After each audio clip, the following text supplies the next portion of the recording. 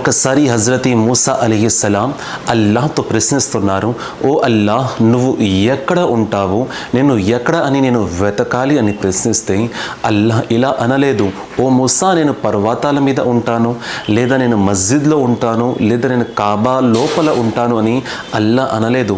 అల్లాహ్ తెలియజేస్తున్నాడు, ఎవరి హృదయాలు అయితే బాధతో కుమిలిపోతూ ఉంటుందో, ఎవరినైతే ప్రజలు ఎక్కువగా హింసించే ఉంటారో, ఎవరైతే ఎక్కువ బాధల్లో కష్టాలలో ఉంటారో వారి దగ్గర కూర్చొని నువ్వు మాట్లాడి వారి బాధ వెనక రహస్యాన్ని నువ్వు తెలుసుకున్నట్లయితే నీకు అర్థమవుతుంది నేను నీకు ఎంతగా దగ్గరగా ఉన్నానో నువ్వు తెలుసుకోగలవు.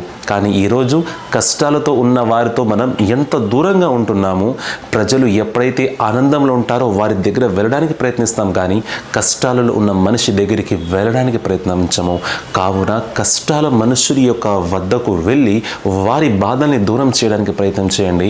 అల్లాహ్ మీకు దగ్గర అవుతాడు.